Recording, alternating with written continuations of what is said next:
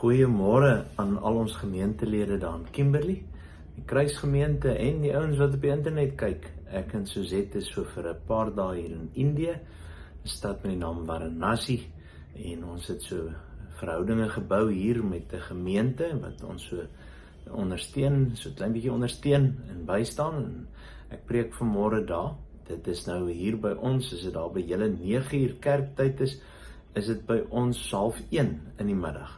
Nou dan is ons daar in die diens. Ons stuur die boodskap hier so voor kerk vir julle, om daarom net te sê, ons dink aan ons gemeente daar in Kimberley.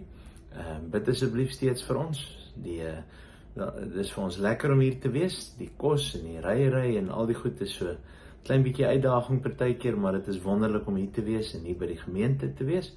En u groete ook aan hulle oor te dra. Gegroet aan Kimberley van ons kant af. Mag die Here vir u seën in die erediens, en dat jy elke dag maar net in 'n baie naby verhouding met hom kan lewe. Groete van ons twee hier uit Varanasi, en 'n geseënde Sondag as die Here wil. Sien ons vir die eerskomende Vrydag, Saterdag. Totsiens.